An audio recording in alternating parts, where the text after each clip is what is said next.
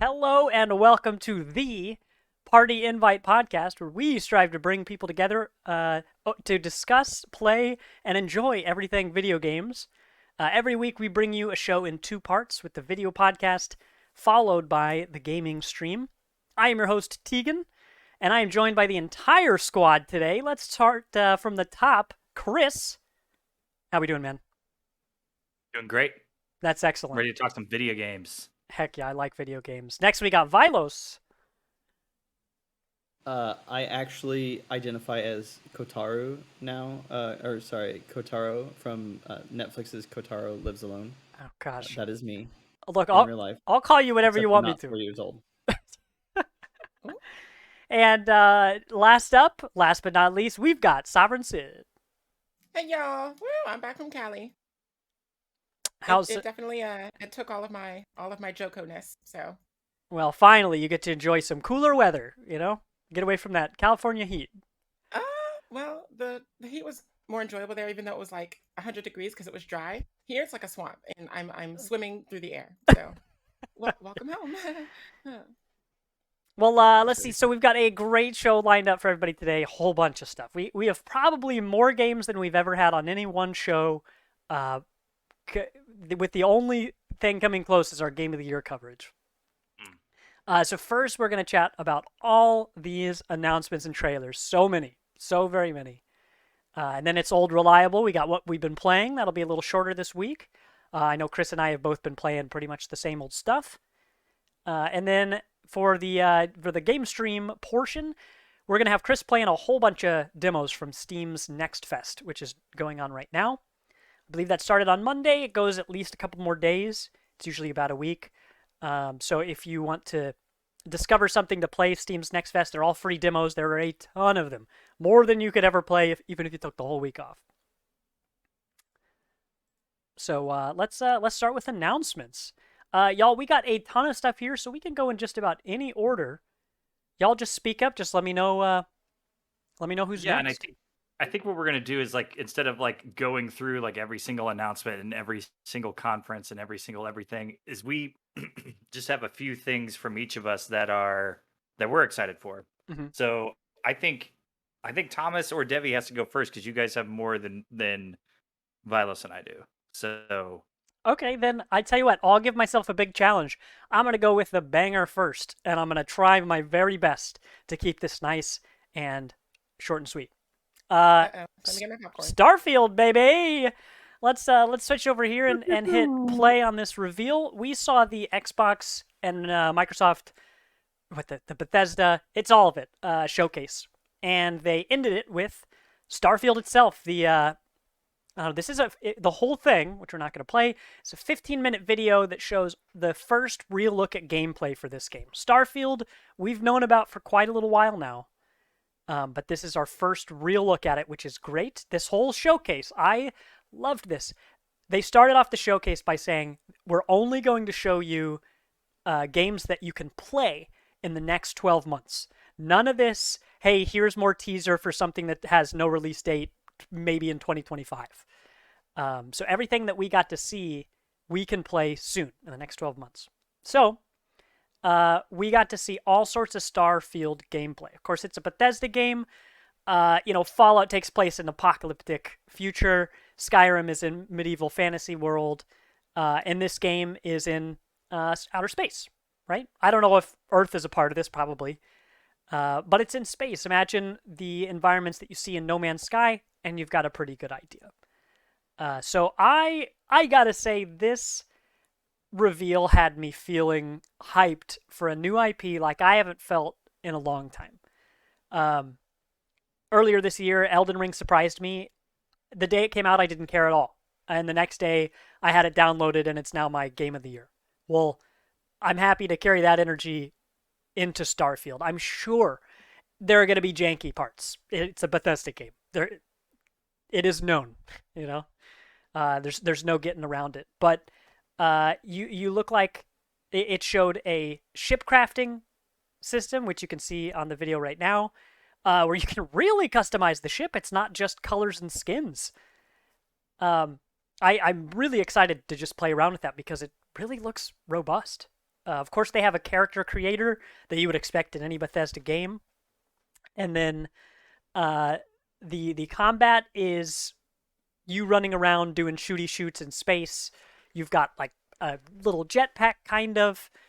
You can fly around in actual space. I assume you can fly around a bunch over, in the atmosphere of a world. But yeah, this just has a whole lot going on. It's still the release date is spring 2023, so next early next year. And again, if you're a smart consumer and you don't want to be disappointed, maybe wait for the first couple patches. But if you're like me and you're ready to be excited, even if there are broken pieces, then I'm gonna have this game day one. I'm gonna do that rarest of things and pre-order it. I'm sure. Yeah, Wow. I've so cautiously optimistic is my theme with Starfield, I think. Because everything they're saying, I'm like, hell yeah, that sounds awesome. Mhm. Also, when they showed all their trailers for Fallout 76, I was like, cool. This is cool. Not as much. And then, So I just, especially with Bethesda's like history of like some glitchiness, some jank, some just weird, wild stuff happening in their games. I am hoping for the best, but I am also just a little.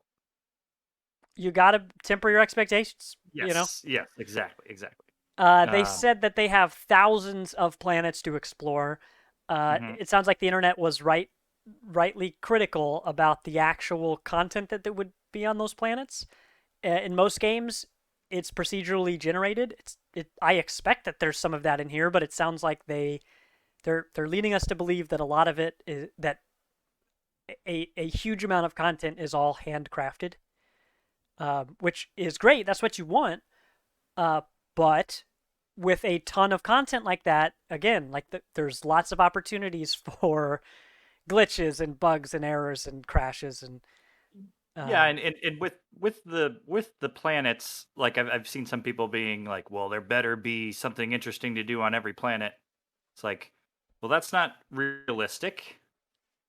One, if you want the game to be realistic, like think about your own solar system that you live in. I can't wait to put feet down on Jupiter. Right, exactly. It's like some of these are probably going to be like, oh, this is a great place to go to harvest a bunch of these resources I need. But that's kind of all there's there, and maybe like there's some weird bug aliens that are bothering me while I'm down there. Like Right. there's not Alien going to be a spiders, mission probably. there. Right, yeah, there's not going to be a mission there or anything, but it's a good place to go and harvest a bunch of shit that you need. And that's fine because that's what it's space. Not every planet is going to be conducive to, hey, there's going to be some really cool side quests on this moon.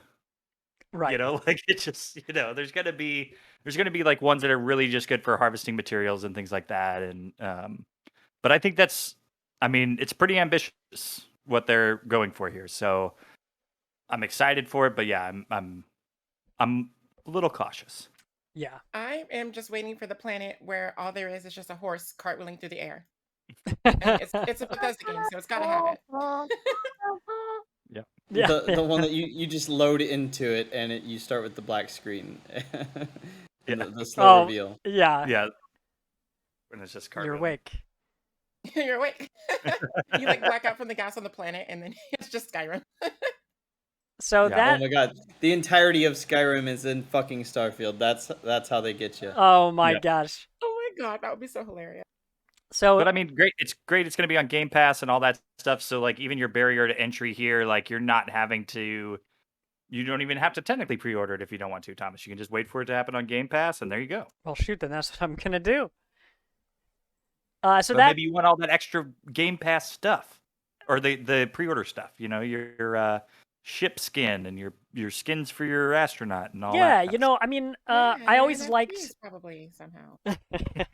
I always liked $5 bill coins, the map that came with Skyrim. I really like that. And even though I'm not a physical collector or really a collector of any kind, if they had something like that, like I like maps a whole lot, and if they had something like that for Starfield or something adjacent to that, I could pay something for that. But that was a 15-minute presentation from the Bethesda conference. If you have any interest in Starfield at all, you should really just watch the whole thing. Because hearing me talk about it is, fine, but it's, they put a ton of resources into that presentation, and I want you to feel the way that I felt watching it. So if you like what you've heard, go check that out from start to finish. That reminds me, there was that Devolver conference that I haven't tuned into, and those are always a spectacle. So I need Oh to, man, it was good. It was need to good. go check that out. It was the sauce. That's Sauce. a reference from that conference. So Wow. enjoy that.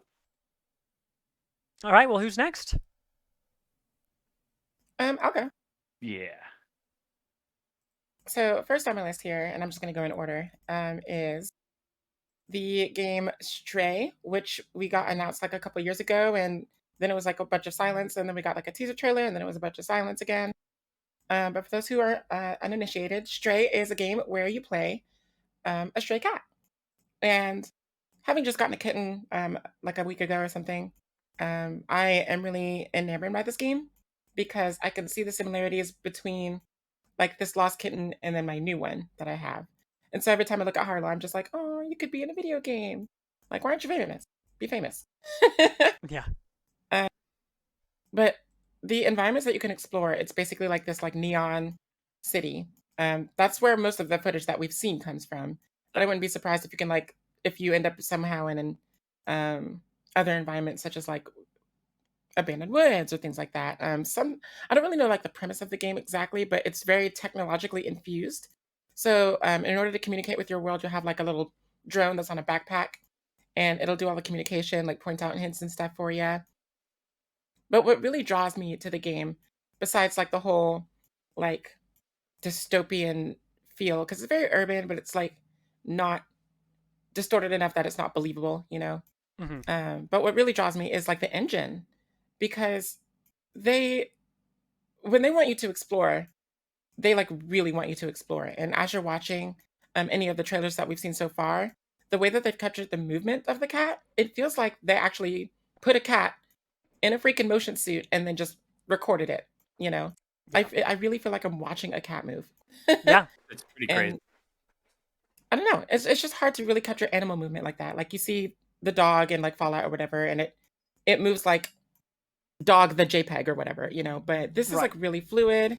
So I'm really excited to just explore as much as I can in this game, and just remove the shroud of mystery that surrounds it. Because so far, all I know is that you're a cat in a city, and I don't know why.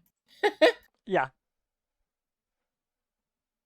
Yeah, and also that just for a shout out for that about something I'll talk about later. If you have like I think premium and extra of the PS Plus, the new PS Plus, that game will be available for you on day one, July Ooh, 19th. Nice. but not Game Pass. One of the rare few. Not on Game Pass. It's a PlayStation joint. Now, do we know if PlayStation and it's like PC. exclusive, or is it Yeah, just like timed exclusive? I think it might be timed, but well, I think it we'll might see. be on Epic though. Oh, okay. I Well, there think you it go. might release same day on Epic, but just like Console. Kenna and stuff. But Yeah. Yeah. Chrome in chat otherwise, says, yeah. if I can't get the zoomies in the game, I don't want it. Yes. It's There's a tree like in the character development tree. You know, Yeah. you got to get your traits on. Oh So my gosh. increase your speed. I hope, and oh, when I you love put points in the tree, the cat climbs the tree. It's a cat tree. yes, Oh yes. my god, that would be amazing. I mean, I didn't even know if there is like a skill tree, but if there were, that would be so good. Well, the traversal is just built in. Like the verticality for cats is there, but then they also made it where you can literally fuck with whatever you want. You can knock shit down just for the fun of it. There's specific button presses for that. It's like, yes. Yeah. Just like a real cat. And this is by Annapurna, I believe, correct? So Yeah, is the they're responsible for Sayonara Wild Hearts and Donut County, two of which are some of my favorite games in like the last couple years. So I have really good faith that Stray is going to be a lot of fun for Yeah. anyone who appreciates just exploration and platforming, or anyone who is a crazy cat lady like me.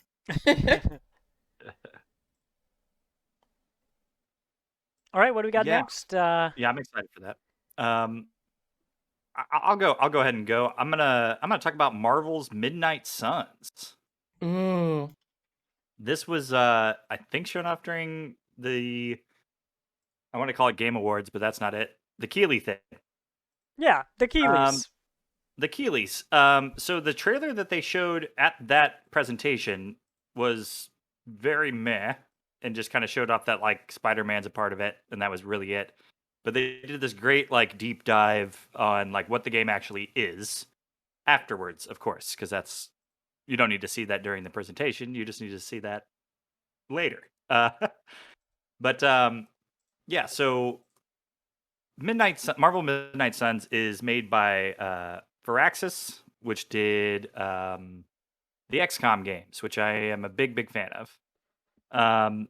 But it's with like Marvel characters, so I was like, oh, okay, so it's going to be like XCOM Marvel. Well, no, not really at all. That it's kind of its own thing. It's card based.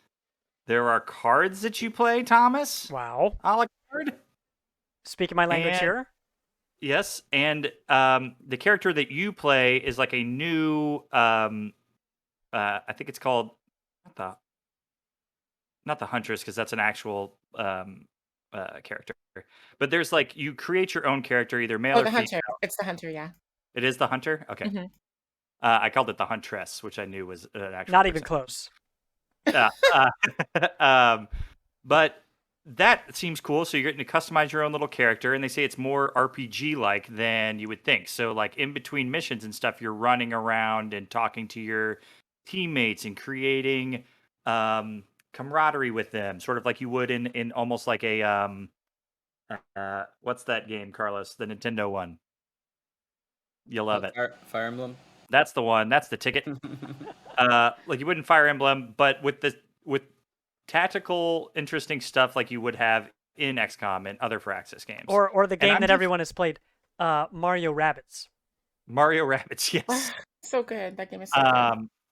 Or that new Warhammer game I can't ever think of the name of, because they have so much weird. Hey, I want to say as an aside, I love that you were describing the Warhammer game. You're like, okay, imagine the Vermintide games except in space. I'm like, usually people describe Vermintide as Warhammer, but in fantasy. But yeah, I get it. Yeah. I'm also very excited for Dark Tide. I remember that one because that's the one that's like Vermintide. That game looks awesome. But anyway, I'm very excited to see what this is actually like. I put, I don't know, so many freaking hours into XCOM 2. I got all the DLC for it. You know, you'd start a campaign and get really far, then you'd fall off the game and then go, I should restart and start over. And you start all over and you get really far. Those games are always really cool. So I have a ton of trust that Firaxis is going to crush this, and it's going to be awesome to play. I like tactics games like this where, turn based. You have a party. They have all of different abilities and stuff. This just looks even more action oriented, and with characters that you know already that are Marvel characters. This is gonna be pretty cool. I'm stoked for it.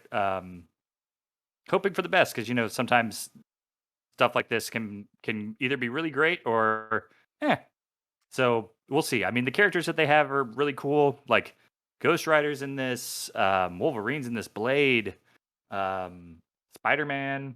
Yeah, and speaking Strange to that, Stable. like we do have characters that are well known, like Cap and Iron Man and Scarlet Witch and all them. But then there are some characters that don't really get a lot of limelight, like Magic, Yes. and Nico from the Runaways.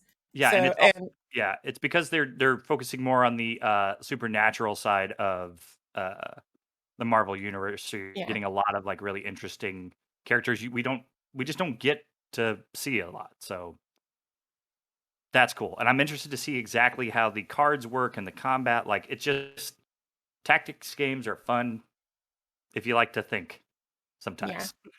and this will be a really good entryway into games like XCOM and other things too, because a lot of the combat takes place in like open, like field like arenas. So there's like no elevation to worry about. I mean, there's cover and stuff, and there's environmental factors to take in. So like you can like push barrels into people and whatnot, and they'll explode for splash damage and all that, but it's all basically on one plane, as far as we've seen. Yeah. So, people who are like new to tactics games like that, where they have to like worry about proximity and elevation, all that stuff, this is actually a really good entry point for them because not only the characters, like you mentioned, people are going to recognize people and Yeah. care about the story because of that. But they don't have to like they strategize, but it's simplified, so it's really easy to approach. Yeah. Yeah, like we just saw in here too. I was like, well, that's not fair. Doctor Strange concealed Wolverine.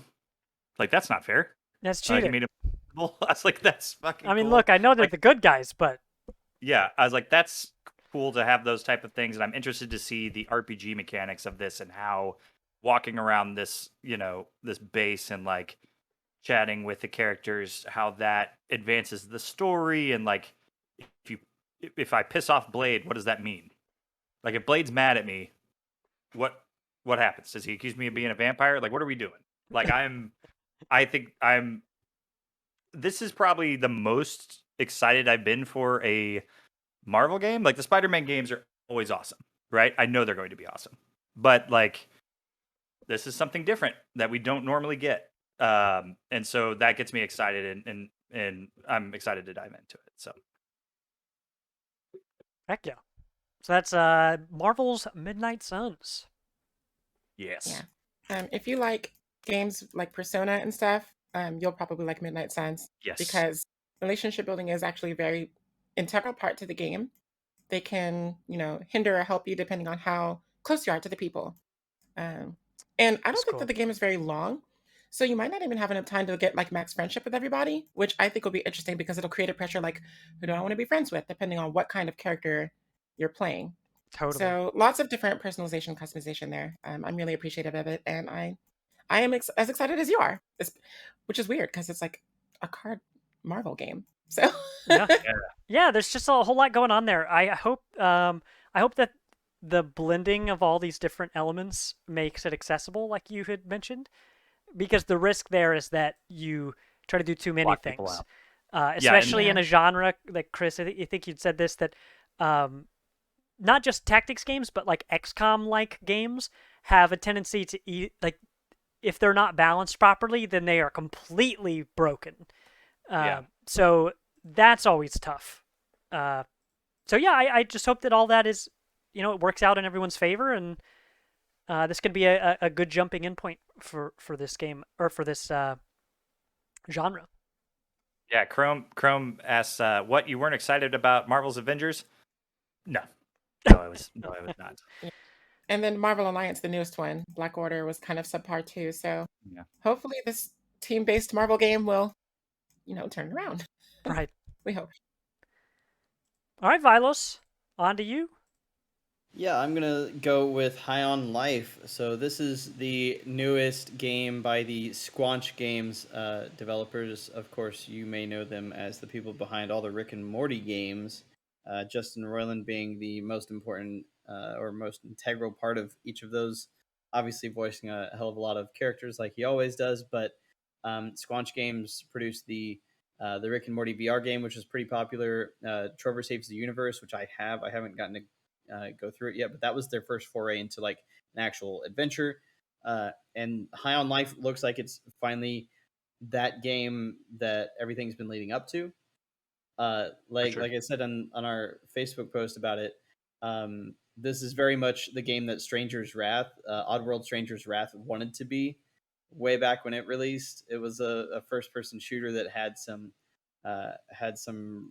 like running. Not I wouldn't say parkour elements, but you could go into third person temporarily to run across these levels that were not open world, but they really wanted to be. I'm very disappointed in in the remaster of that game, but the humor that was in Stranger's Wrath about picking up these creatures and they happen to be your ammunition to do these different abilities with your guns.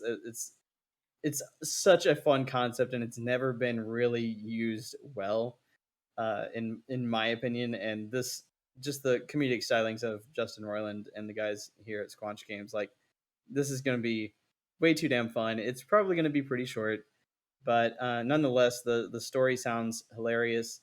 Um, uh, like Justin Roiland really uses his Morty voice specifically for this character, and apparently you are playing a high schooler that just gets thrown into this adventure where these aliens, for some reason, want to get high on humanity. We're their drugs for some reason. I have no idea where that's going to go, but it's just a funny premise. It's exactly what you'd expect from the creators of Rick and Morty, and literally every part of this trailer is so fucked up in their specific way. It's beautiful and grotesque at the same time. It's going to be so fun. I'm excited to see what this becomes because Trover Safety Universe is fine. I played it in VR, and it's good for a while, and you're like, oh, this is funny. But it eventually kind of wears thin a little bit. But I think with this, the way they're doing this one, it seems like they've really been able to put a little more time into it, and it looks. I'm excited for it. I think it looks cool, and it's day one Game Pass, baby. Exactly, that makes a Yeah. huge difference. And then for me, just the fact that we're getting another adventure, not quite a platformer, but a first-person adventure. It's not trying to go crazy on the shooting. It's not trying to be, this level of deep. It's not a fucking open world. It's just what it is. It's going to be a nice little experience that's not going to take itself too seriously. It kind of reminded me like if Ratchet and Clank and Earthworm Jim had a baby. Yeah. Yep. Hits And the it was nail on the head. vulgar. Well, I mean, Earthworm Jim is pretty vulgar.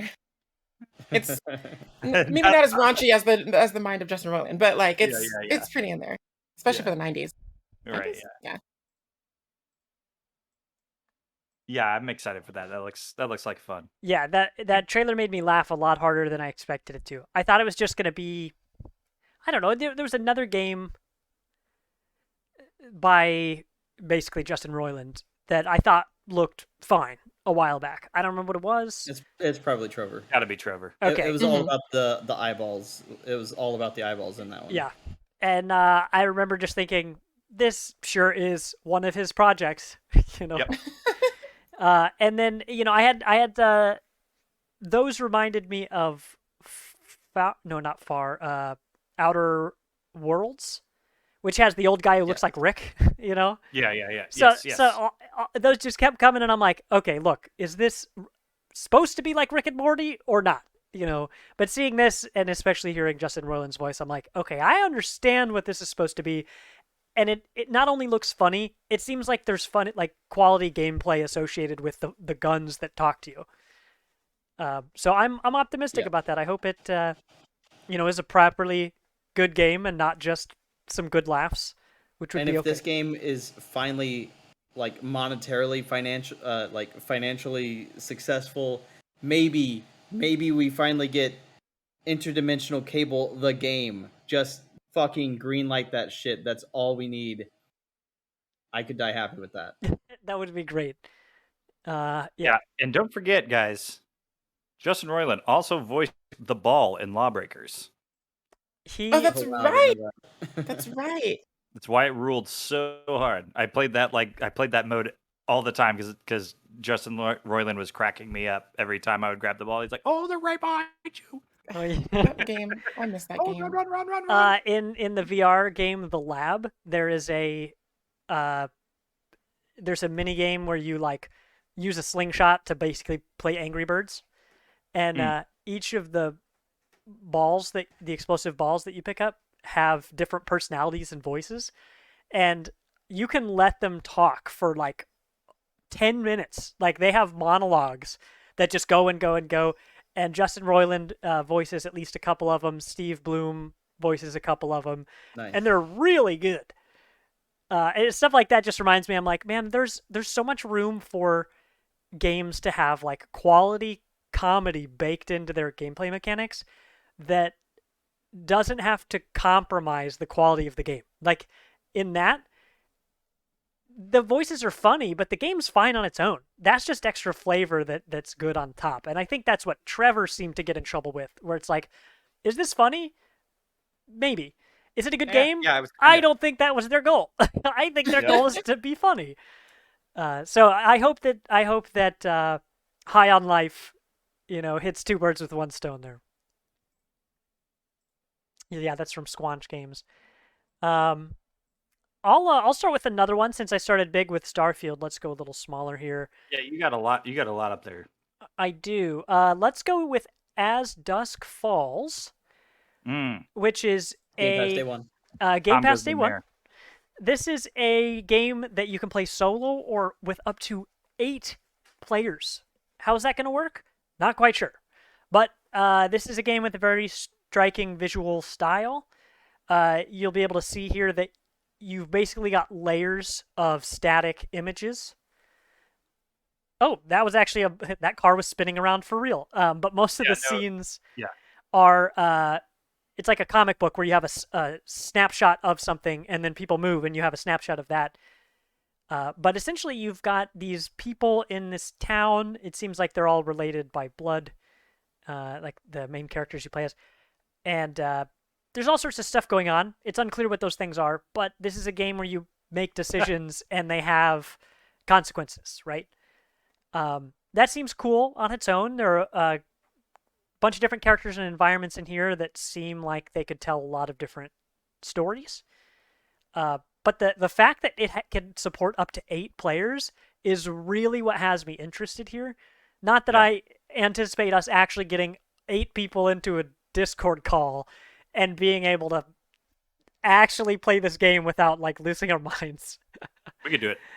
We could. I mean, if anybody can do it, but I'm excited to see with that many people. I'm thinking of similar games, Choose Your Own Adventures. You know, the Until Dawn, Man of Medan, The Quarry, all those.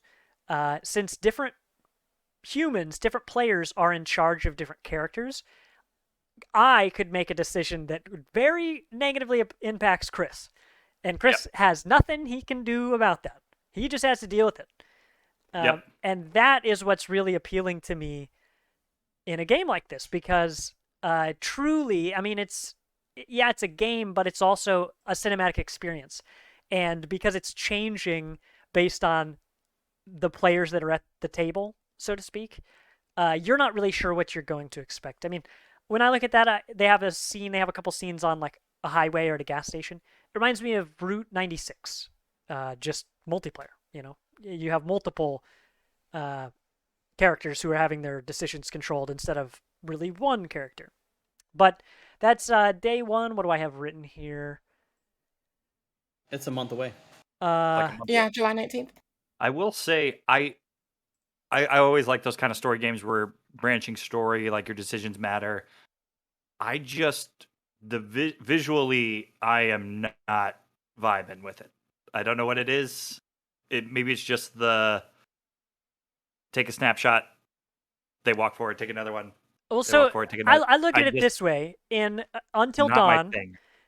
there's a lot of time where you're just wandering around exploring, and there is something good to that. But if you have the story moving in bits and pieces instead of you wandering around with a 3D character, it cuts down on just the in between time where you're wandering. And it's always something's either happening or you're being waited on to make a decision. So, like, totally get what you're saying, but the flip side is that it could be a tighter experience because it's made that way. Yeah, it's no, almost I like get a visual novel in yes. that way. It's like visual novel-esque, and I almost feel like it might just be better as like a still frame. And then, then it cuts to another still frame. There's something about it that I'm not vibing with visually. But I mean, it is on Game Pass day one, so it's like you don't really have a reason to not try it out and see if it's good. Because if the story's cool, none of this matters.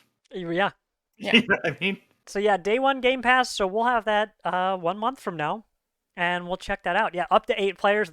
That's exciting. So, chat, I think we could get a whole squad. Yeah. I just saw you could play as a woman of color and that there's a big bearded ginger dude. So I'm in. He's in. I'm in. I don't care about the story. I just want to be that person and look at that character. So I'm good. Well, if we want to keep up this rotation, Sav, do you want to go next? Yeah. Going down the list. Next up, I do have. This is a big one, y'all. Koromon. No, I'm just kidding. Street Fighter 6. Street Fighter 6. Woo, child. First of all, let's talk about the most recent trailer that just came out, which isn't the footage I provided, but I'm going to talk about that because this was a short one. They just announced, well, quote unquote, announced Guile is going to be in the game. We knew he's coming because he's Guile. He's got to be in there. He's like he's one of the 8, that you expect to be in there. So, Right.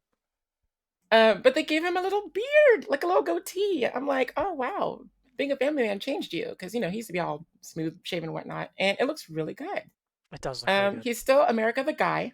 Yes.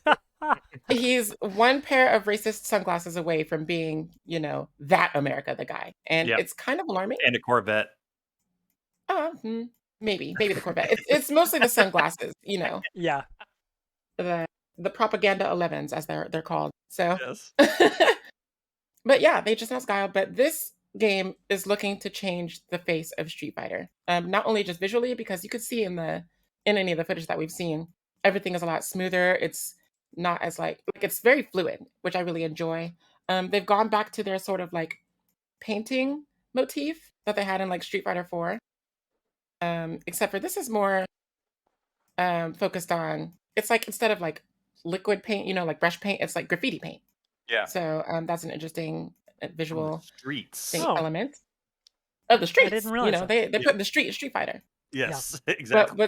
I think that's a quote in this trailer, actually. wait, is it really? Yeah. Yeah. Because you're also like walking around and stuff, so they Yeah. add- I think that might be an example of like the online hub. So like when you're waiting to fight people, there's that you're in. But one of the biggest things that this game is going to bring is called, I think it's called like the drive engine. And so your drive meter will build as you hit like whiff punishes and punish counters. It'll also build if you successfully block an attack, and consequently, if your attack is blocked, you'll lose drive engine. So drive engine will power like special moves and maneuvers that you can do, kind of like the V engine in Street Fighter 5. So it's going to be pretty cool to see how players will adapt to the new engine, because coming from Street Fighter 5, which was vastly homogenized in the beginning and then evolved over time, Yeah. it looks like this game is going to come out the gate fresh, new, everything's new and everyone's different. So you'll be able to establish your personality and your playstyle right away, which I really appreciate in fighting games, because you can always tell who's playing whom, even if they're the same character, because you express yourself, your individuality, and your playstyle. Totally. So the fact that this game is going to launch with all of those new things right out the gate, as opposed to everyone's just going to basically play be a flowchart character, will be really good and refreshing, not only for the series but for the genre, I think. Yeah. So yeah, Street Fighter 6. That had all the opportunity to fumble that announcement, I think. Especially with how, like you said, Street Fighter 5 came out and it was a game, but over time it really developed into something really good. I mean, also this logo announcement was the fucking worst. It was a That really placeholder, did y'all. not- Come on. I mean, give them some Yeah, but grace. like the piling on before anything, like it was just so huge, and now everybody's like, "Oh yeah, I was always gonna play this game." Well, both of The those things bandwagon. are true because that is the fighting game community. It's Yeah. like, oh, this thing stinks. What days it come out? When's that? It did DLC kind of drop? look like a Discord notification, though. I'm not gonna lie. Like, Yes, it did. Now I know what you guys are talking about, because yeah, it was just like, wait, we've seen Yes. this before. Yeah, I remember Yep. that yeah, hoopla. I'm really excited about any potential new characters that are coming to the game, because with a new game they gotta introduce new people. One of whom is named Kimberly, and y'all already know my bingo card. Mhm. Black chick playing, like it's there. So, and not only is she black, she has like actual like 4C curly hair, like styled into like a natural hairstyle. So I don't care what she plays like. I'm usually like rushdown characters. So I like Sakura, I like Ibuki. So those are the kind of characters I play. So I don't care if she's like a charge character, which is like the antithesis of my play style. I'm a player. You're like, I she's do not black. I love Chun-Li. Sorry, Chun-Li, never gonna play you because you're a charge character. Guile, never gonna play you. You're a charge character. No. Kimberly, we'll talk. Dude, I don't know how you play yet, but we'll talk. I might have to ask you for some pointers. I tried to play Guile. I talked about this, I think, on last week's pod. I've only spent like 2 hours of my life playing Street Fighter. I've watched it a whole bunch, but not really played it. I tried to play Guile, and trying to learn how to use his charger mechanics, I was like, my fingers don't work. They just don't work at all. Yeah, my fingers do not work the way I feel like I need a pad or something. Like I can't do it on controller like the way the way they want you to. I'm like, oh, that doesn't make any sense. When you say pad, do you mean like a fight stick? Because pad in the This fighting is game community means a how you controller.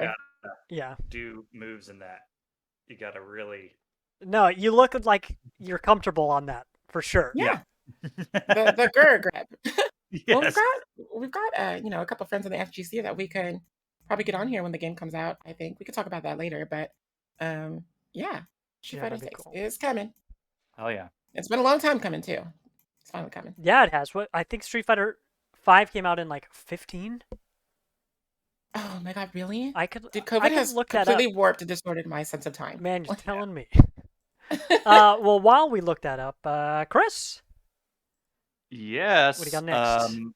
The next one I got is every year we have this great Devolver Digital madness that they deliver to us, and their little conference thing that they do is great. The countdown to the countdown. But this year, every year, they hit us with one thing that we don't know anything about, and then you see a trailer for it and you go, "Holy shit, what was that?" And this year, that was The Plucky Squire. Yay! Yay! Oh my god. What? How? Who thought of this? Why did they? I love you. Thank you. Basically, what it appears to be at the beginning of the trailer is a very cool like story, like you're playing in a storybook. It's very like top-down Zelda-y.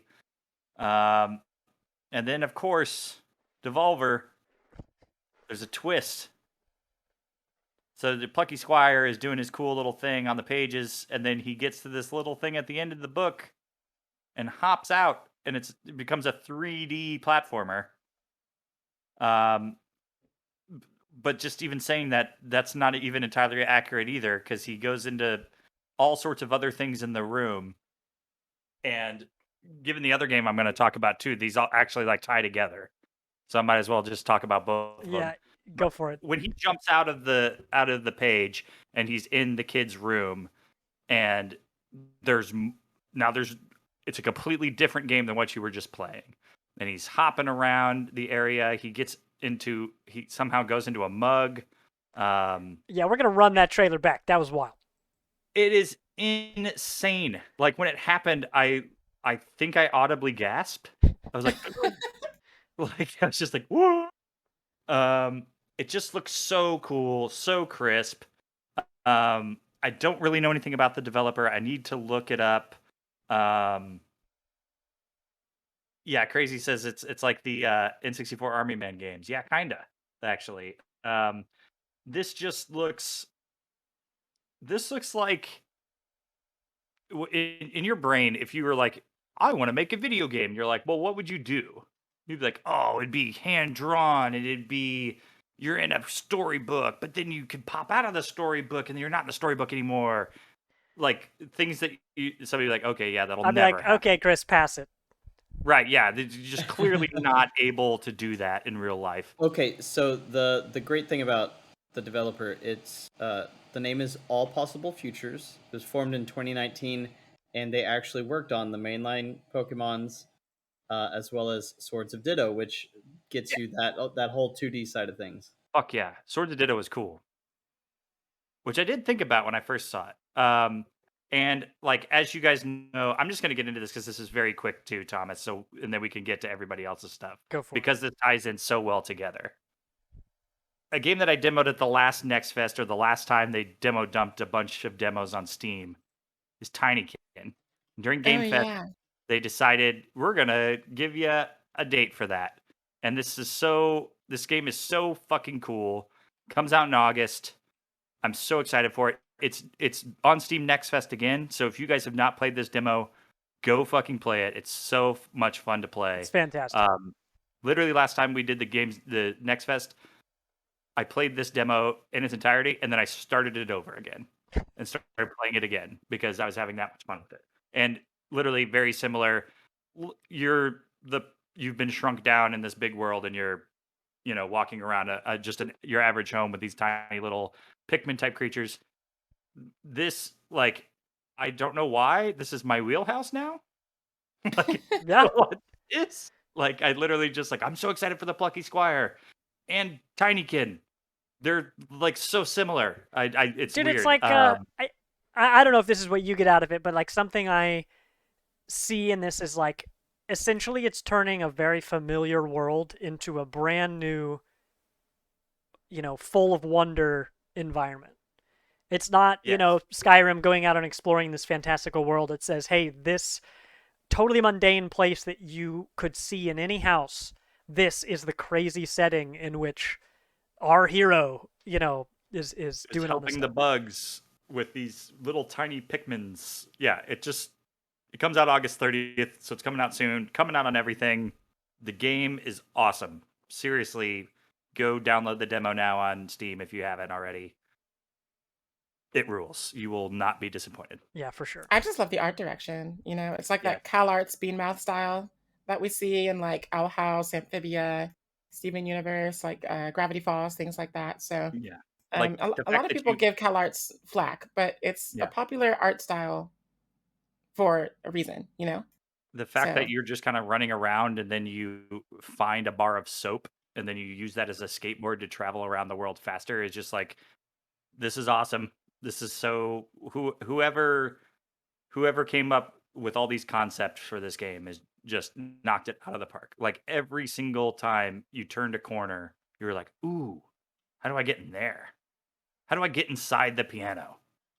Because I bet I can, and you can. You're like rewarded for figuring that stuff out, and it's just game rules. So, Well, sweet. Yeah, I'm telling you, we're getting back into a little bit of an age where we're gonna have some platformers come back, and I love that a whole lot, actually. hell yeah. But as far as my next game, though, that's gonna be 9 Years of Shadows, because I took a lot of notes on the Guerrilla Collective stuff that was Yes. shown on Saturday, because that shit was every 2 seconds was something that I will play. Not even I would play, I will play. um, but 9 Years of Shadows is another Metroidvania game that is on Kickstarter, has a successful Kickstarter that either happened or is like wrapping up, one of the two. Uh, when that video comes up, this game is fucking pretty. Like, I've played so many Metroidvanias in the past couple of years, and indie Steam users know there's thousands more still coming. Yeah. But this one looks like it's going to be another one that has the full package. Just absolute fantastic art. The I'm an music that A. we've heard is great. This trailer is just exactly what it needs to be. And yeah, like Chrome said, if Metroid and Saint Seiya had a child, very much so. This art style is phenomenal. The colors, like most Metroidvania style games, you do not get color. You get a palette, and that's it. Yeah. And the entire plot of this game is that you're bringing the color and the light back to these lands that you're going through. Um, so Interesting. at the end of the day, I can't get enough of Metroidvanias. Like every once in a while, I have to take a break, but there's always going to be a great one to come around, and I think this one is the next one until, of course, Silksong in Whoa, 2027. the But colors. yeah, just stare at this trailer. It's so nice. We saw a Um, lot of gorgeous trailers this past week. Yeah, and I mean this brought a lot back from this has a lot of things that Smelter had, which I played last year and this year. It has a lot of Time Spinner, which is another of my favorite Metroidvanias over the past couple of years. Like it's just bringing so many things that have been in the in this genre for the past couple of years, but just another just phenomenal package. I can't wait for it. Kind of reminds me of Sundered, which is another Yep, great. and Sundered. That's what's the name of that company? They did Jotun and that cozy one about the boat of death that I can't remember the name of. You Oh, like you have all the Spiritfarer? people. yes. Spiritfarer, Spiritfarer. yes. Yeah. I'm glad I got that right Thunder- because I was like, Yes. Thunder Lotus. Yeah, Yes. they did get a game called Sundered, which is always on sale. And it's usually like $2. Get that game, it rolls. But Yeah, it's super nice. yeah, very similar. Like that, just like the hand drawn is the it just looks so good. Yeah, I love that. Ooh, And if the Kickstarter is still going, I don't remember if it is or not, but I would definitely put some money towards that if I could, because it's going to be a banger. yeah, Yeah, that that's is awesome. pretty cool. like Wow, that trailer is mesmerizing. Like I'm just in here, like I'm listening to y'all, but like this trailer though. I want that right now. Yeah, that was Yeah. really nice. That kind of blows my Metrovania that I have on my list kind of out of the water. Do you want Take it off the list. Oh my god. Change your plan. Actually, I will. Tegan, if you don't mind, I can go next. Absolutely. Because that does tie in Segue. brilliantly to the game that I have here. It's called Moon Scars, which is, I mean, as you could tell, probably very like dark and gothic. It's like Scar in the Moon, dude. It's Moon Scars. You can kind of see what it's about from the title itself.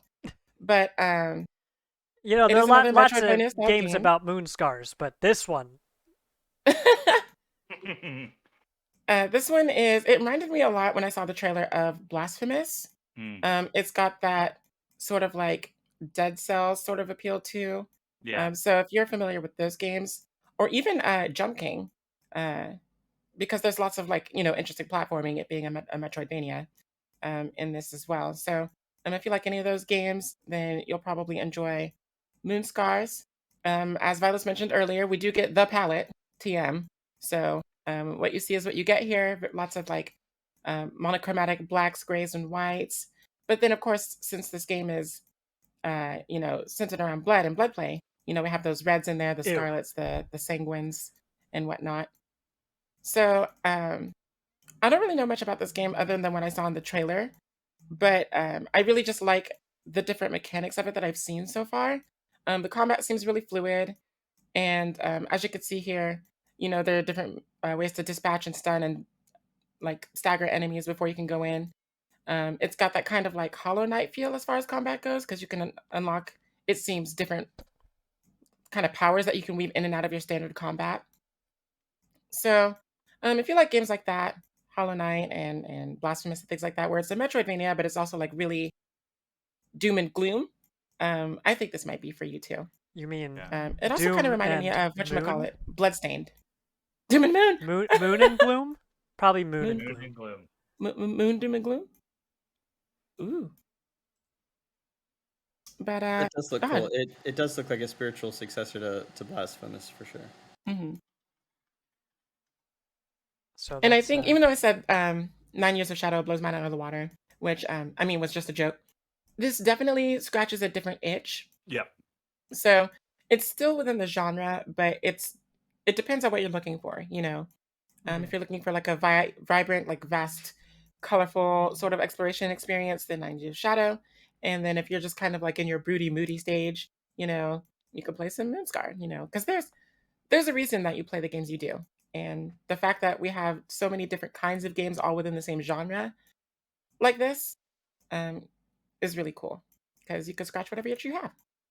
Yeah, they are showing a lot of different flavors despite there being so many titles in there. I mean, Smelter, you're playing for the challenge. It looks like this, you're playing for the challenge. For 9 Years of Shadow, you're playing for the plot, really. Yeah. In other games, you're playing for collectibles. Castlevania, you're just playing to play. But yeah, there's you're like, I wonder what this looks like a little bit backwards. of something for everybody. Yeah. Well, cool. What I have to look at my list to even remember what I was excited for. There's Thomas, I just think you need to. there's I think so you need much. to tackle a couple of here out of here, because you still got a lot. Then I tell you what I'll do. I'll skip Flintlock, even though I'm very excited for that. Flintlock is actually, let me just read that for you here. Let's see. Flintlock is a game that I forgot to add the caption for. So whatever, we're gonna skip it, but I'll probably talk about that next week or something, because while we're covering a whole lot of games, there are so very many that we haven't even mentioned, and we're really not going to. At least not this week. There's just too much. But Flintlock is an open world RPG that has like blunderbusses, but also magic. It looks like it has roguelike elements, which is weird if it's an open world game. But that looks cool. But we're gonna skip that. There's also you have like a little fox friend or something. Yeah. Yeah, it was made by the Magic same dog. people that made Ashen, by the way. Okay, Oh, fine. cool. We're gonna watch the trailer. All right. I'll skip to the other one. The other one I was going to talk about was the last case of Benedict Fox, which That looks very cool. is a very colorful game that looks like Limbo or Inside, where you like find corpses and you basically look in their memories for what happened to them. But that's the last case of Benedict Fox. This game is Flintlock: The Siege of Dawn. Is the whole name of it. Just Flintlock's fine. This this looks like, especially with the description that let's see, actually I can no, I can't get the caption without messing up the Oh my video. gosh, that's cool. Yeah, this looks Cool stuff. like an Assassin's Creed Odyssey adjacent game with the environment and some of the third person mobility, but this has a lot more honestly, almost a lot more God of War in it, I think. Your character's throwing around an axe a whole lot, which is, of course, evocative of God of War, the newest one. But yeah, it's called Flintlock. So you imagine you've got gunpowder weapons, like old school gunpowder weapons. You've got magic. Here you've got this almost bullet hell boss fight going on. Now this person's in the jungle, jumping around, doing flips and shit. Yeah, I was so confused by this trailer because I'm like, what in the actual hell is going on? Yeah, Like somebody explain to me what's happening. there's here. like a There's so much lot going on. Yeah. So yeah, early It kind of 2023. reminds me of like Godfall, like what I wanted Godfall to be. So this, I think I'm gonna actually pick this up. This is cool Yeah, because I definitely regret buying the $100 Founders Pack for Godfall and playing it for a grand total of 23 hours. So oh boy. That was at least a big oof, at the very least. Yeah, oops in chat. What it was where's 30. Odie in the chat for the signature oof? Oh, the squish one. Yeah, so that's Flintlock. That's early 2023. I can double check here, but I'm pretty sure. Yep, day one with Game Pass. Heck yeah. Yep. So that seems pretty cool. That's a genre that's very full, but as a trailer like this can show, there's still plenty of ways to mix and match it. I mean, just like the roguelike genre or the Metroidvania stuff we just saw. There's Deadpool in chat. He's got the squish one.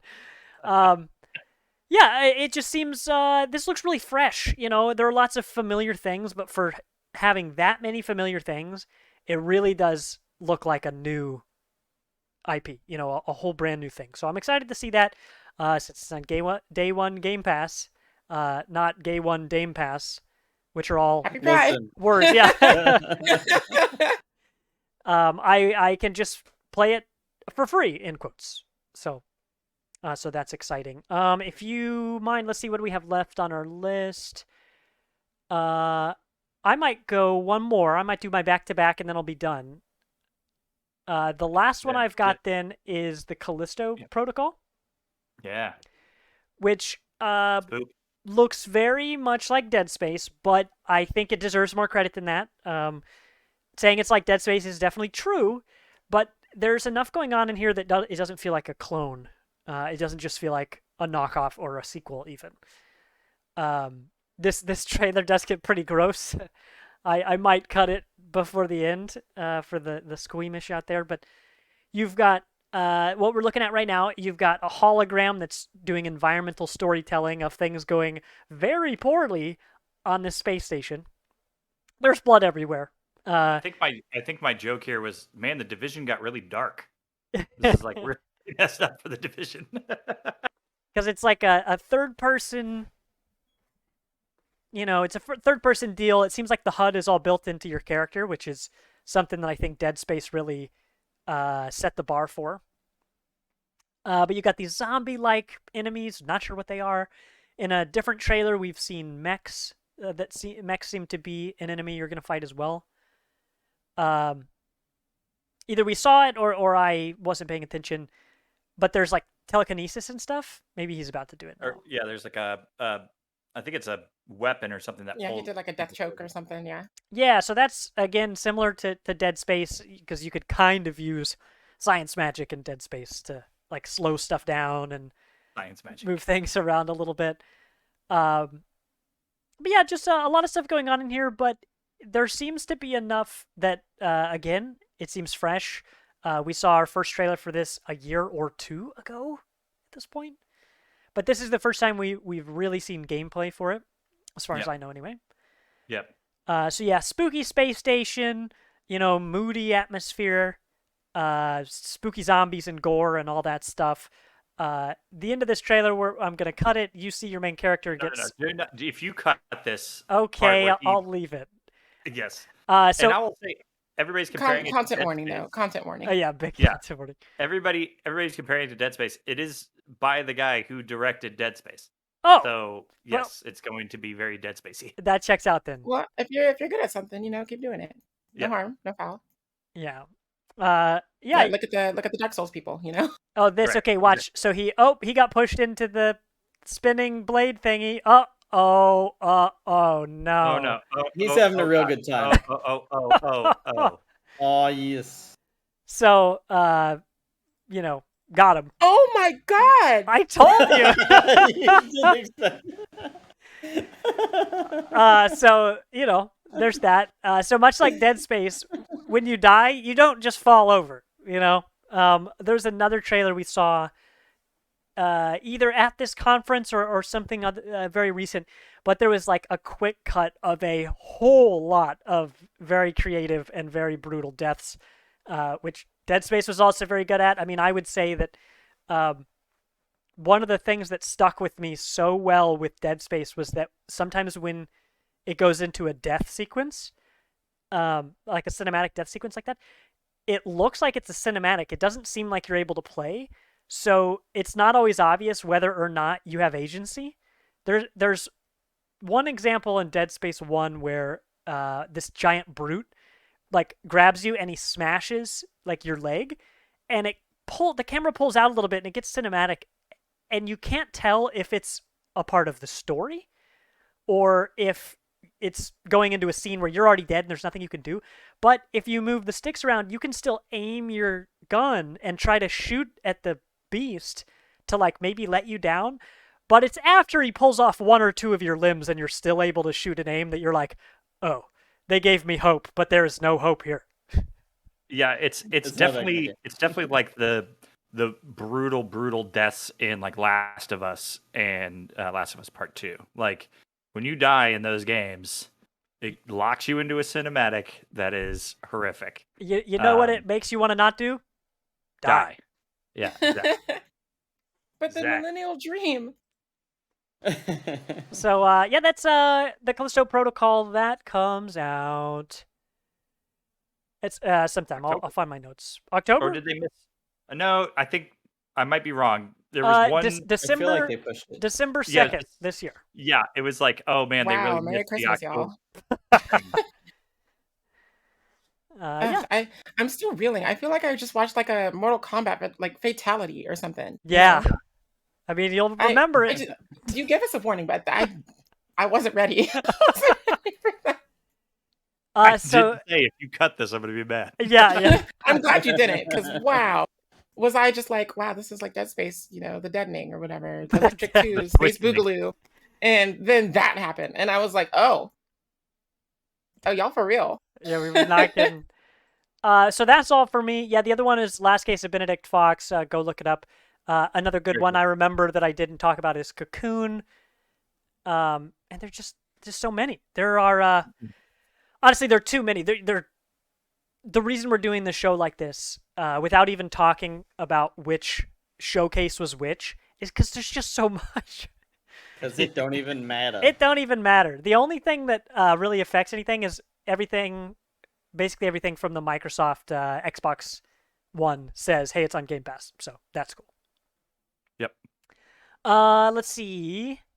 We have two more. We have two more. I think we have one from Vilos and one from Devi. Yeah, let's Vilos. Let's hear about cassette beasts. Yeah. We need the palette. Please, cleanser. Rifflins. Refreshing me. Rifflins. It's fine. Rifflins.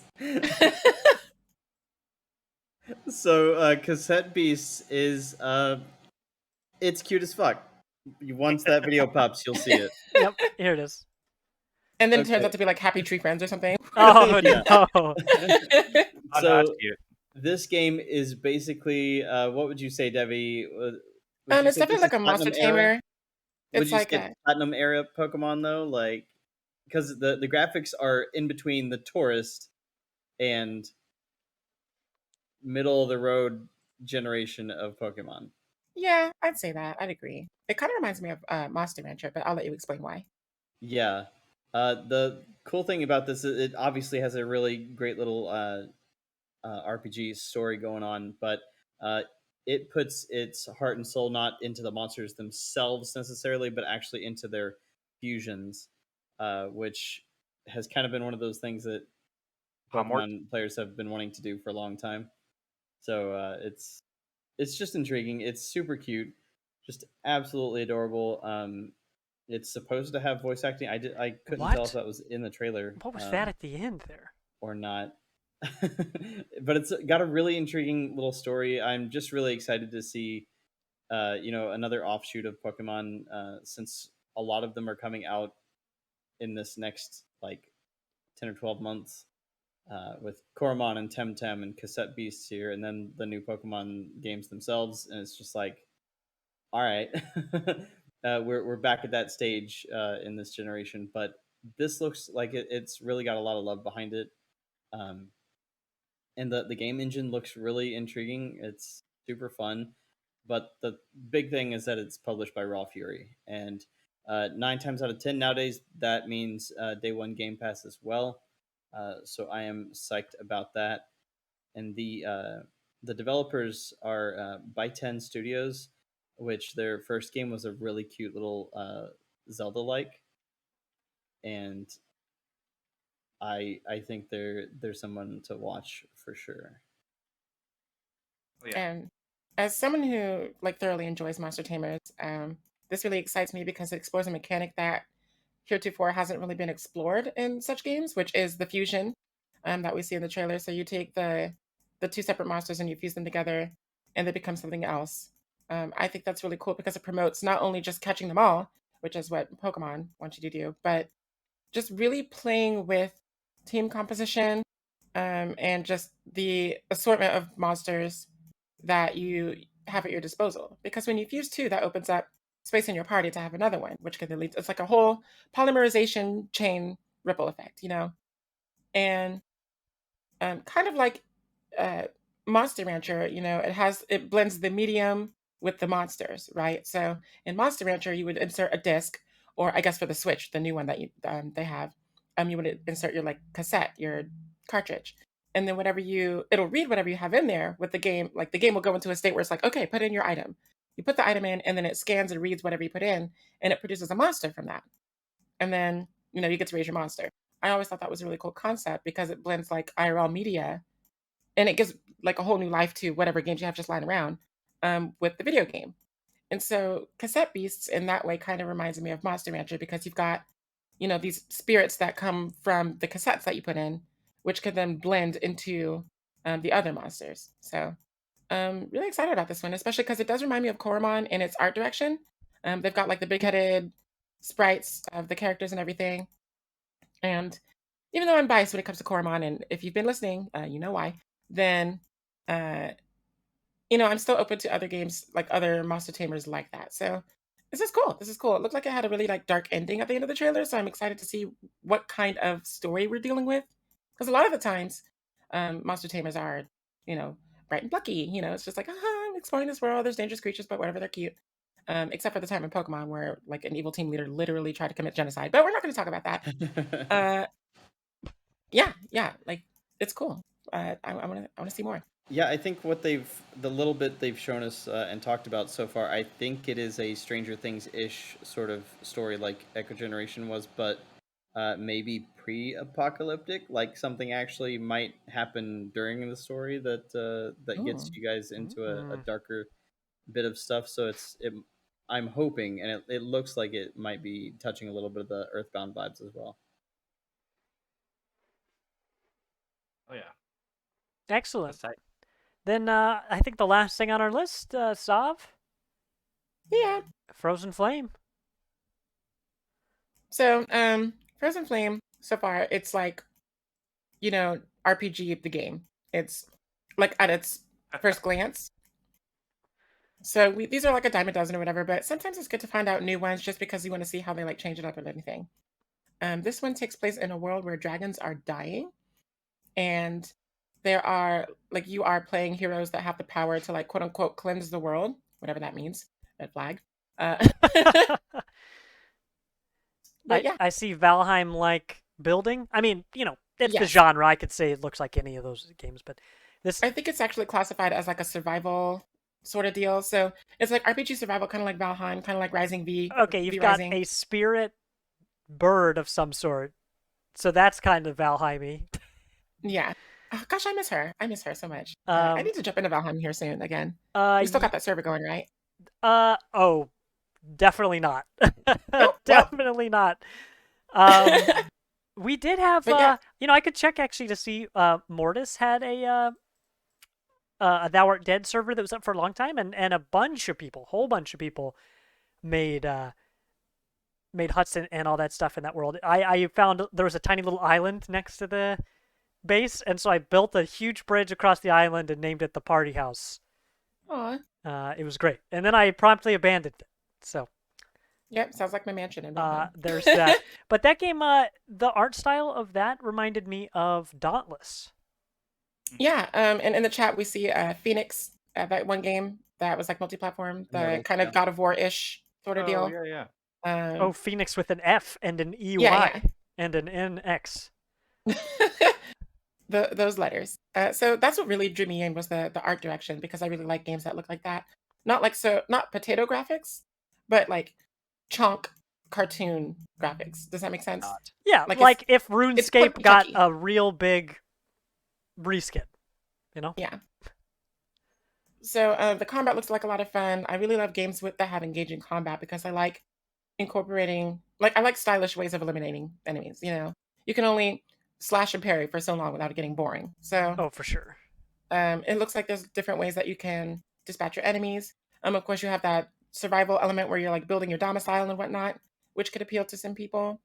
So if you're getting kind of like I don't want to say like washed out of Valheim or Valheim like games, but if that's kind of boring you, I think this new one will kind of revitalize your desire to play more of it because the premise is really cool. Like, a world dying of dragons. That's got to be sad, right? Because I mean, it dragons, even though depends. they're like fearsome and powerful, and they raise villages and whatnot, they're mystical and magical. So like losing a world of magic has got to suck. Wow. So Sav, there's a movie called Jurassic World that you should go check out. I'm good. Yeah, Thomas said he enjoyed himself going to see it because he didn't have any expectations. But Yeah, I had fun, and I haven't seen the other two Jurassic World movies. I will tell you, the two. I know we're getting off topic here, but the two. Let me find the actors' names because I'm really bad with them. But the guy who's in Archive 81, and the woman who's been in a The bunch. Wanda. DeWanda Wise. Ugh. Yes, Yes. I could Ugh. watch the two of them talk about the weather. I have never seen them in anything I didn't think they killed it in, and this was no different. Yeah, her character was great, I thought. But What it, they need to do is they need to come out with like a Jurassic World, but only with her character. Kind of like how Assassin's Creed came out with like that PSP title Mhm. with like the black chick. God, what was her name?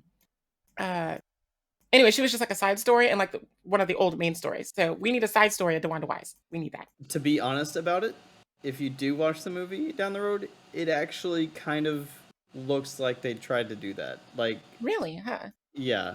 So Like set up maybe for one, if you or like actually they are doing that in this not movie. necessarily set up for one, but they laid her character out to possibly. Yeah. Yeah, Okay, and well. having only seen this one of the trilogy, they could do like a well, I don't really know what happened before this movie, but it seems like they could have been like, what was happening in the in between?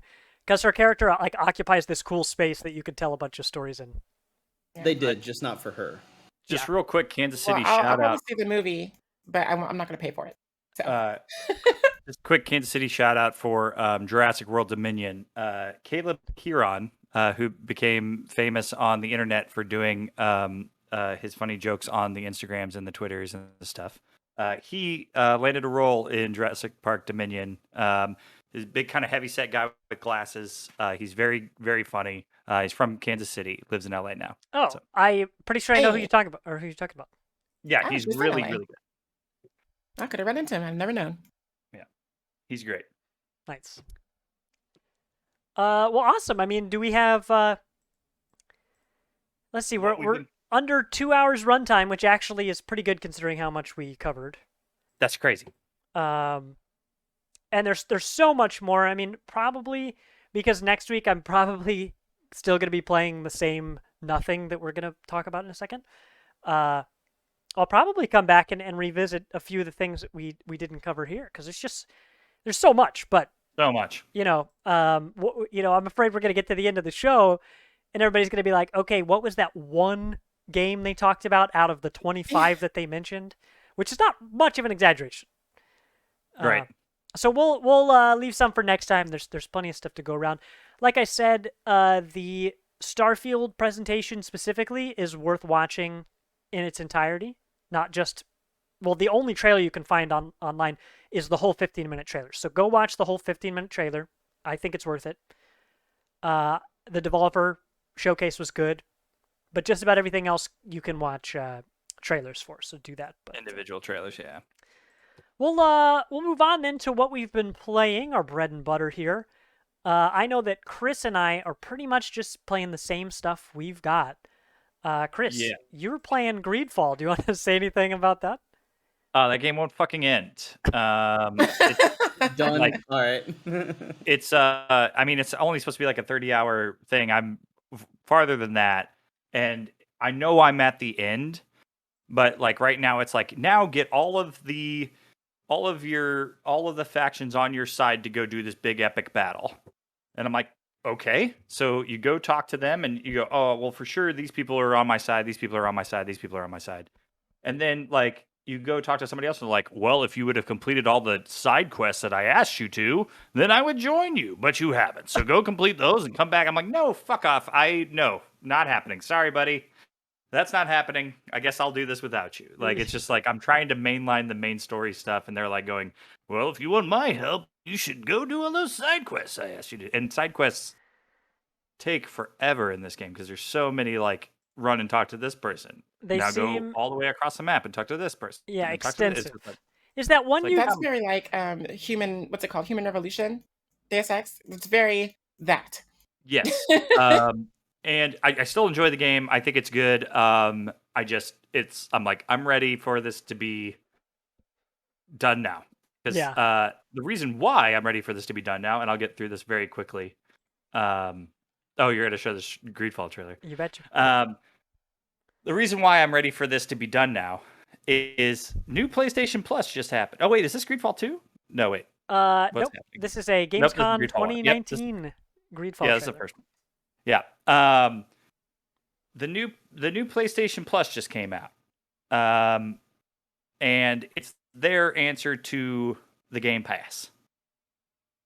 And so I went, you know what? I've been a long time PlayStation user as a console. I have a PlayStation 4, I had a PlayStation 3, I have a PlayStation 5. I'm gonna go for it and see what they got, right? Happy to report, I think they kind of crushed it.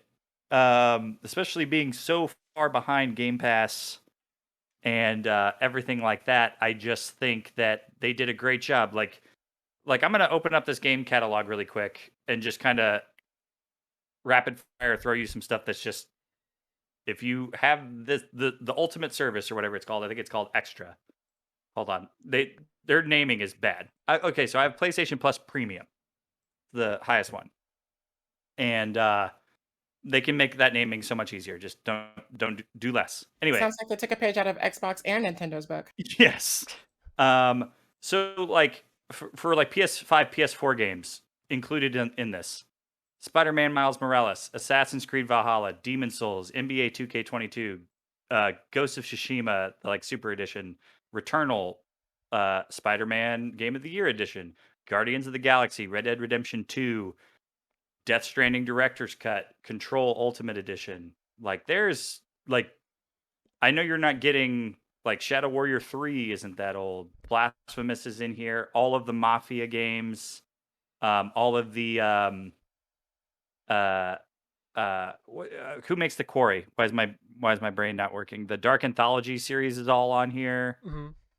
Outer Wilds, Greedfall, which we're watching a trailer for right now. And they're like, all right, so we're not going to give you everything day one, but we're going to give you so much shit. We're going to give you so much that doesn't matter. Like Celeste, Prey, Stellaris, Empire of Sin, Vermintide 2. Like, so that's just the PS4, PS5 games. Then you have classic games, which are PSP, PlayStation, and PS2. That's the bread and butter. And then you have all the Jack and Daxters, Rogue Galaxy, Dark Cloud, Ape Escape, Wild Arms, Red Faction. Just there's so much here. Mr. Yeah. Driller. I'm if that's really happy Jack's coming back. If that's your jam. Then they also Wait, have Mr. Driller? Yes. I'm very Is excited. it Drill Spirits? Because that's the best one. No, it is I don't even know what that is. Mr. Driller. It's like a and this is for PS5 and PS4, so you don't even have to stream this. You can download it. It is like it's like a like a puzzle driller sort of thing. Yeah, like Tetris-esque, but not totally. And you have like a little Gosh, driller guy yeah, who's like puzzle going platform. down. It rules. Mr. Driller rules. It's really good. Yeah. So they have all this stuff. Then they have all the stuff that was on PS Now that you can only stream because that's the PS3 stuff. Because the PS3, the way it was made like garbage. So you can that was stream all not of- forward compatible at all. No. Not What a no. funny problem to have. Yes. So they, they have all of those the PS3 ones that you can have that are all the Ratchet and Clanks that you would want, the God of War games, bunch of like Resident Evil Code Veronica, Resident Evil 5, Castlevania games. It's just Ninja Gaiden. What else we got? There's just so much. There's so much stuff in here. Not only that, you're also getting game trials. So for games that you're like unsure if you want to buy. So like with the service you get Horizon Zero Dawn, but you don't. Maybe you're like, I don't know if I want Forbidden West. Well, how about a 5-hour game trial, free game trial to check that out and see if that's what you're into? Okay, Tiny Tina's Wonderlands game trial, Cyberpunk, Uncharted series, Hot Wheels Unleashed, Biomutant. There's just like all of this stuff. I feel like for so long But we Chris, were like, are there any games? Though. Zero games. hundreds. PlayStation has no games, guys. Yeah, for like the longest time we like crushed PlayStation for being like, why the hell have they not done anything? Mm-hmm. Like, what is the problem? And it's like, I feel like with this new PlayStation Plus, they did it. Like, they're like, here you go. This is what this is going to be like. And That maybe top you don't. tier is $20 a month, right? Yeah, it's like something like that. So it was weird when I got in there because I already subscribe. They're like, it's $1 more, and I was like, yeah, okay, just fucking do it. You know what I mean? I'm already a PlayStation Plus user. So not only you're getting this, but you're also getting the monthly games as well. So like, I think they kind of nailed it. Like, if you're only gonna, like, let's say you're already a Game Pass user and you also have a PlayStation, you might not have to ever really buy games because you have Game Pass and you have PS Plus. Now, I know that they've said, like, hey, our major titles are not going to be day one on there. That's fine if, like, 6 months later you have Returnal or 6 months later you have, Spider-Man, or how long has Assassin's Creed Valhalla been out? Maybe like a year, and it's on here. Like that's a gigantic game. Demon Souls, like they're I think they did the best they possibly could, given that they were like, all right, well, we have to figure out a way to combat that, or at least get on like the same level. So like if you haven't checked it out yet, you can go through. There's the big ads and stuff all over PlayStation. That's like, hey, um, wait 6 months to play Spider-Man. This man is crazy. Anyway, I'm not saying it's going to be that long or whatever, but like we already know that like stuff like Stray is going to be day one on it. I'm sure there's going to be other stuff like that. There's already been rumors that there's going to like Ubisoft's thing that they do is going to be worked into this, so all the Ubisoft games will just be day one on here as well. So I think we gave them a really hard time, but I think they've really done a good job, and I think that more people should be receptive to it, not being like, oh well, they had to because of Game Pass. Give it a shot, check it out. If you don't like it, you can just change your subscription and Which, go back to for just the record, that's a true statement. But that shouldn't be enough for you to not give it a shot. The games industry is a pendulum. Yeah. It goes back and forth, and the PS4 dominated that generation. Game Pass now dominates this generation. But you kind of see waning interest in Game Pass. I mean, they're really pumping it up. I mean, we just talked about a bunch of stuff that's going to be day one over the next 12 months. But Right. Sony's putting in work. So, They're- I mean, I was talking before the show that I'm actually about to cancel my PS Plus just because I don't play it very often. I'm almost entirely on PC these days. But the stuff they're offering is solid. It's substantial. Like it's substantial. It's not, it's not nothing. Yeah, Yeah. definitely not nothing. There's not a free trial, I don't think, because they just launched the service. Nope. They're Sony, so they got to get that money. They gotta get that money. But especially with them also doing the monthly games, like this month was God of War, Shinobi Strikers, and Nickelodeon All Star Brawl. Shinobi Strikers is such a good game. Please, You're please, getting- please play it, please. You're getting an insane amount of games, like right away. Like I think I was talking to Carlos and Thomas before we started this, and is like, if I just got a PlayStation 5, because everyone knows that it is extremely hard to get one of those. If I just got one of those and I, spent all my money on just getting the console and couldn't get any games, like signing up for this service is a no fucking brainer. Like just like it's awesome. Like I going through it and being like, and this is just the beginning. Like the classic games list isn't that deep yet, but you can just tell that they're just like, hold some of this back for like a month or two, and then we're just release the floodgates. Hey, do I you mean, think? Oh, go on. I was just gonna say the big thing with it though is that they technically obliterated PS Now. So anybody that's wanting this on PC, it's basically a no go. I mean, it looks like the extra version is the minimal one because you have the quote unquote game catalog. So I think that's the start of some of the PC access, but And you really get the classic. only You get the getting classic old stuff. games. Yeah, classic games are only in the highest tier. Which I was like, I want that because I also still have a PlayStation 4, and my plan is to get this PlayStation 4 cleaned out and create like a arcade cabinet out of it, and like put all arcadey type games into it, and like make a little arcade cabinet out of it. So, and with all these classic games and stuff that they're offering here too, that's what I want. That's exactly what I want. So, yeah, it's very cool. I'm stoked that they finally did it. They did it. Just took forever. Meanwhile, Nintendo's just doing their own thing because they don't care about anything in the world. They don't Like care. they really don't care. Nintendo's you wanted to play Xenoblade 3? You wanted to buy the special edition? Oh, fuck you. Yep. hey, look at all You these do games that we every got. week until it comes out. You can play them until March, and then we're deleting them. Like, oh, Forever. Well, they said vaulting, so they can yeah. Well, just live action versions. That's what happens when Disney bought stuff. Oh my gosh. They'll live be- action Mario 99.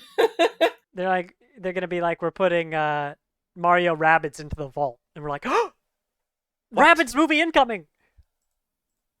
Ooh, It's I'm actually really practically excited an about that announcement. new Rabbids game that's coming out. Mario Rabbids game, the sequel or whatever. I can't remember the Sparks of Hope. The who? Sparks of Hope. Sparks of Yes. Hope. Yes. Wow. Live action Anyway. Tetris. Oh boy. Yeah, let's see that.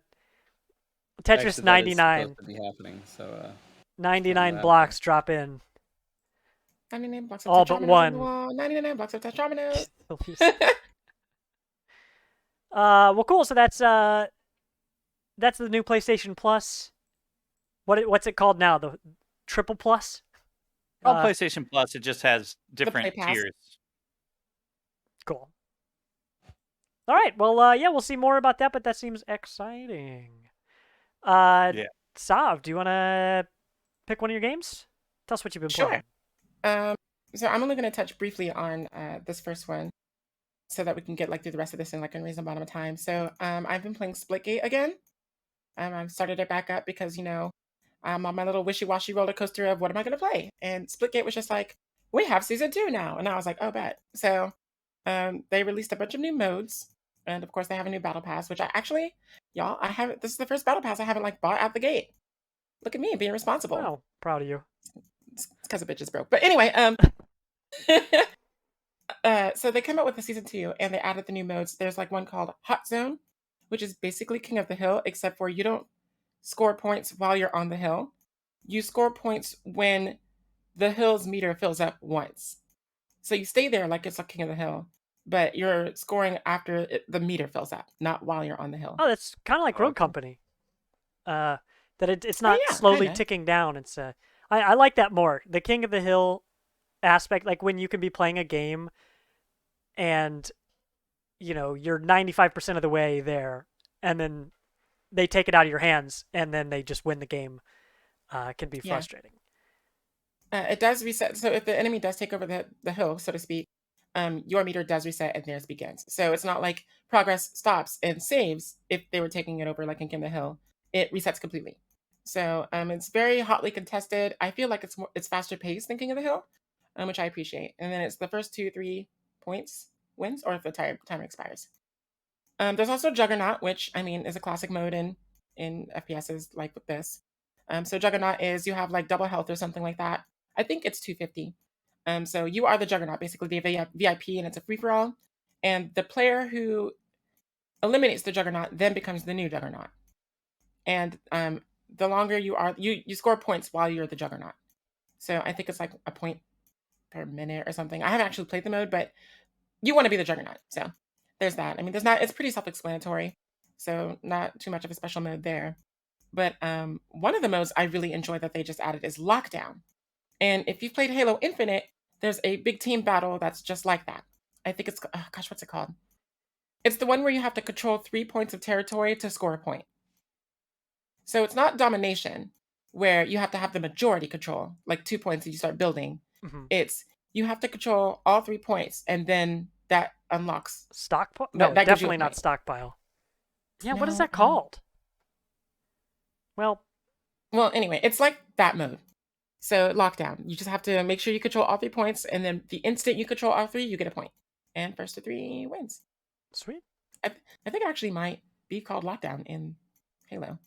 Love that. I love and Lord then- Chrome. Hey, look, Halo Infinite Forge mode. I was about to Did say, you- yeah. I'm you not sure where we are in the trailer because I don't have the page up, but they did launch in this. It was in beta for a while, and I'm not sure if it's still in beta, but it's a map builder, and some of the maps that people have been building in that game is they're outrageous.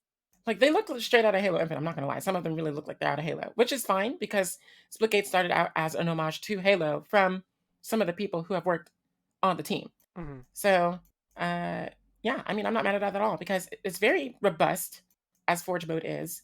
And when you have a game like this that has a map editor like that, you have to at least meet the threshold that Forge provided in the past.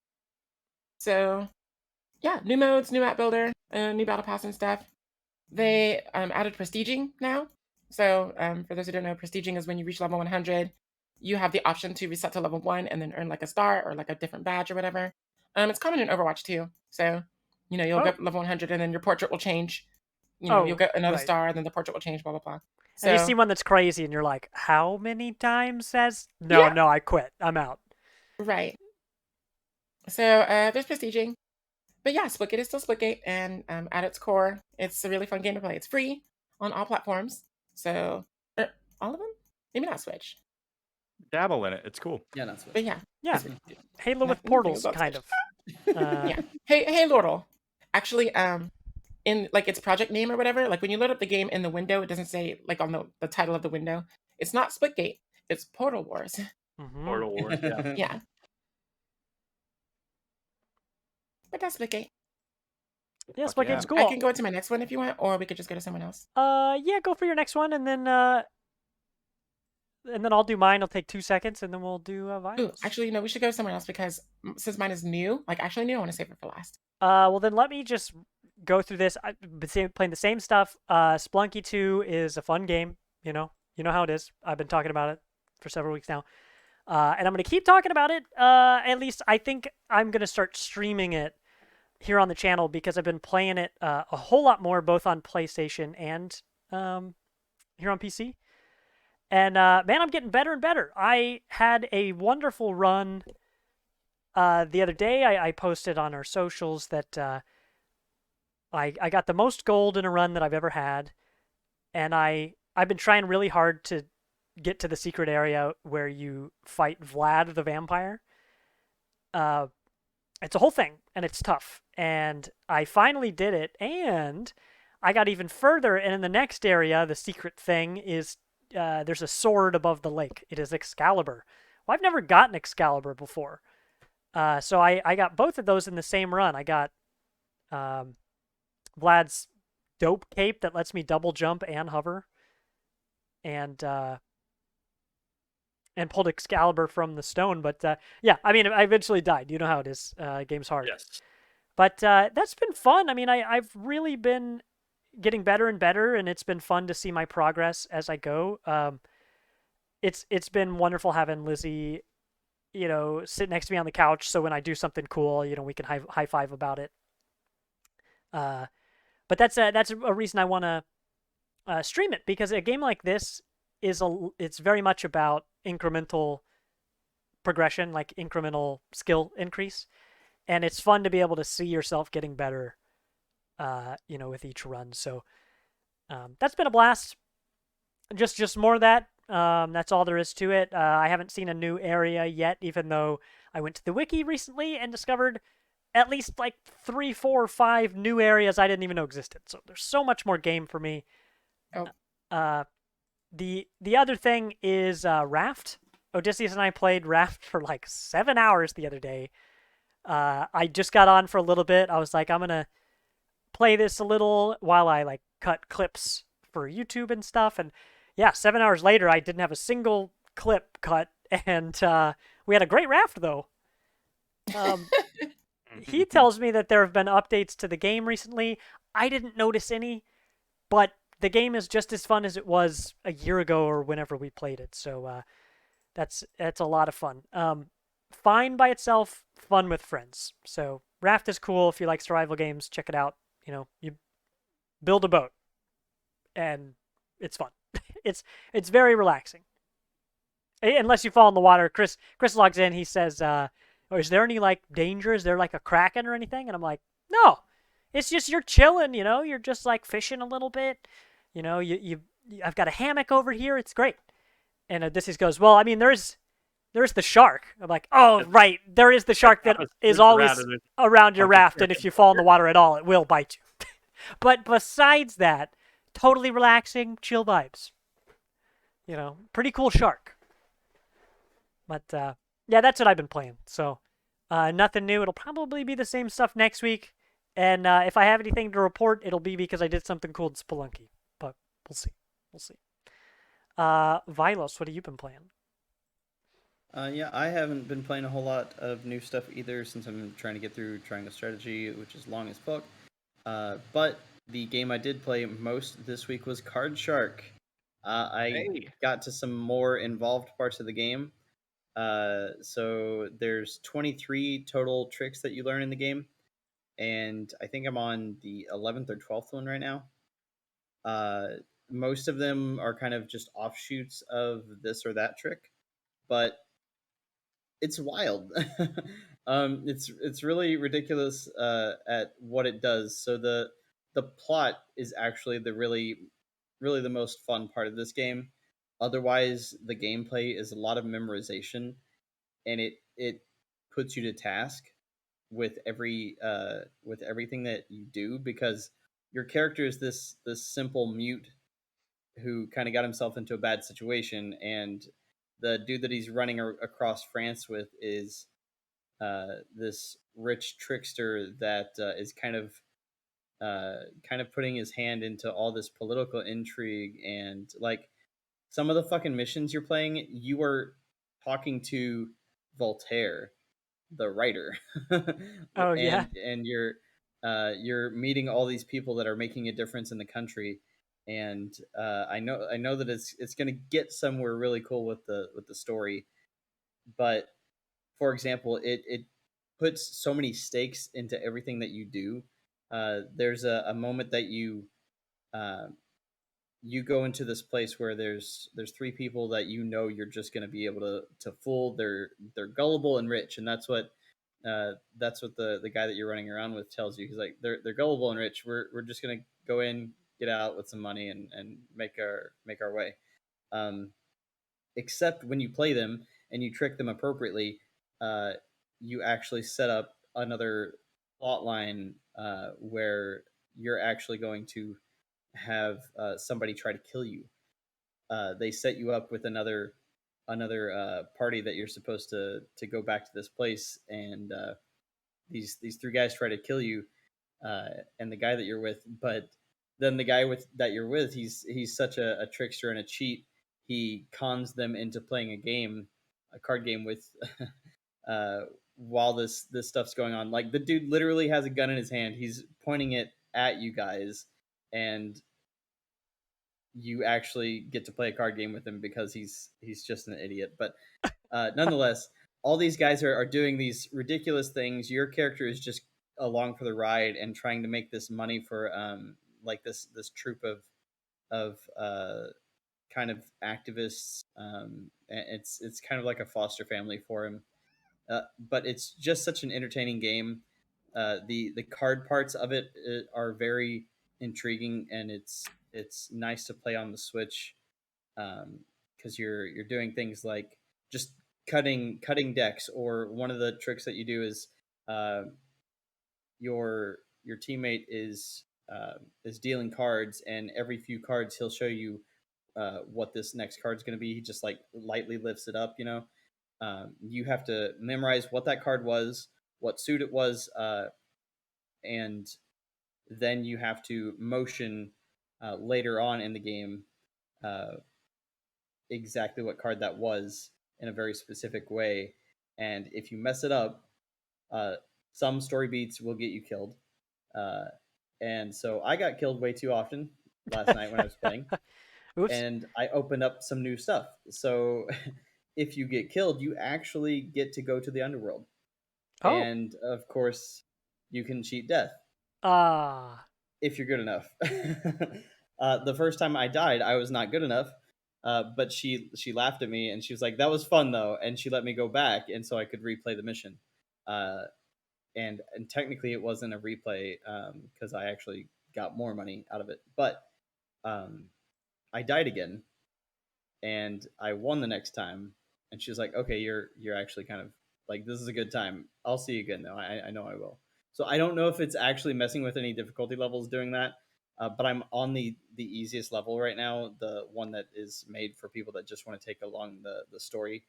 Um, but it's challenging in ways that I would not have expected.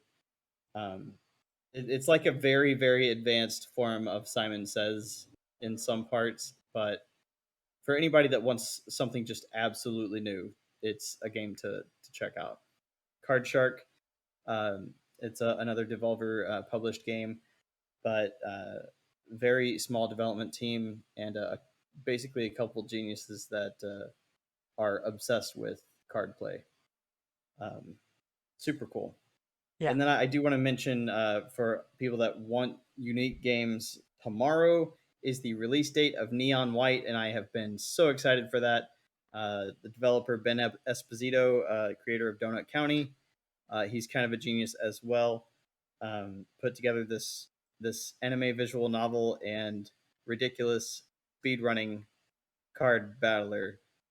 Not really card battler, but it is. Super ingenious game. We've talked about it before, but I need everybody to buy Neon White personally, and it's actually getting really great reviews. Lots of 9.5s, and 10s for Neon White from a Wow. lot of different outlets today because the embargo went up. So keep an eye out. It may not have the length of a Game of the Year Elden Ring kind of thing, but it is one of the most unique things you'll play. Yeah, for sure. You did. You played the demo. Was that during the Steam Next Fest last time? I think so, yeah. During spring, and yeah, I've never seen a game quite like this one. I had a different idea of what it was. The card mechanic when you're running around and you basically pick up a card with, your weapon. Do they have abilities on them, or is it just the weapons? Each card has an ability, and you have to discard it by the. You have to discard the card in order to use the ability, and you kind of just pick up these different cards to use them in very specific situations. And one of the other big parts of it is that you actually have to eliminate every enemy in that level. So if you accidentally spend a card too early and you've got this enemy that only can be taken out by that card, Oops. you're shit out of luck and you've got to play it again. Okay. Well, cool. So tomorrow's the release date for that. Yep. It seems like a good game that would be for like really fun for a la carte.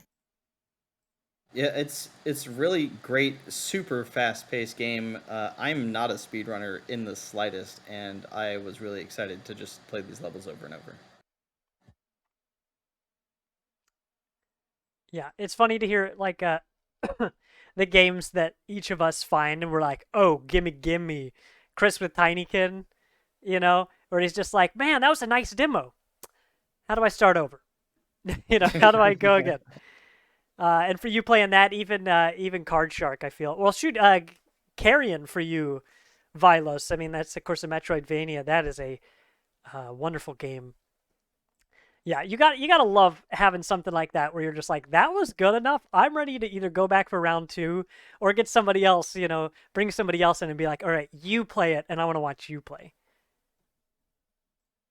Well, speaking of that, we got one more game, and then just a reminder to stick around for all the demos we're gonna play. I say we, I mean Chris, really. Oh,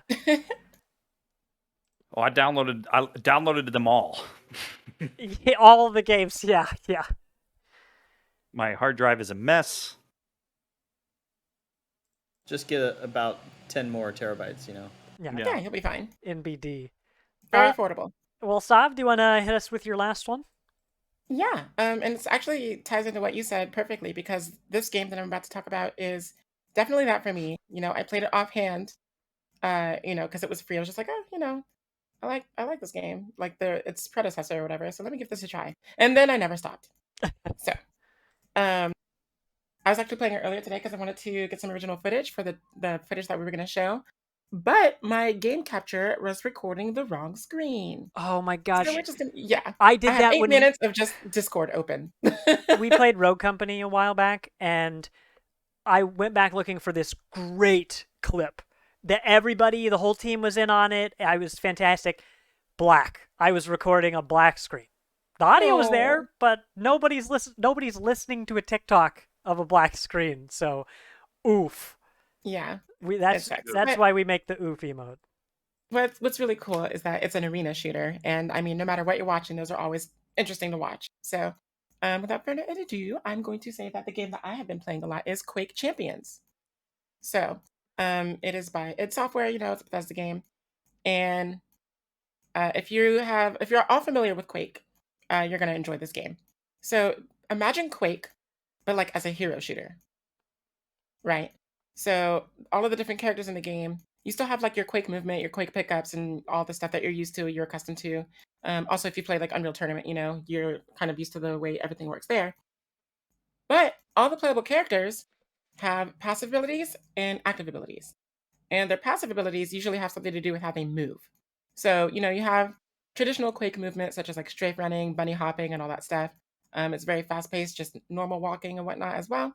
But then you have people like the character that I play called Nyx, who is like this blue haired sci fi maven. Ugh, let me calm down for a second because she's hot. Um, Whew. her passive is wall jump. So she is the only character in the game who can jump off of walls like once. So you could be running along, trick up your. Oh, here she is on the trailer right now. And then trick up your trajectory by wall jumping, and then get the upper hand that way. And her active ability is called, I don't remember what it's called. It's like a phase shift of sorts. And you just see it now if you're watching with us on Twitch. It kind of works like Reaper's like void walk, kind of. You become intangible, and except for you're also invisible as well. So you basically phase dimensions, and you can reposition yourself that way. You're intangible, you're invisible, so you can't bump into people, but you also can't pick up pickups. So you have to use it sparingly. You can either use it as an approach or as a retreat, but you can't do anything. You can't pick up stuff, you can't shoot or anything. You're just stuck like that until it expires. Which is very short because again, it's mostly for repositioning and doing your approaches and stuff. That's like Wraith's ability in Apex.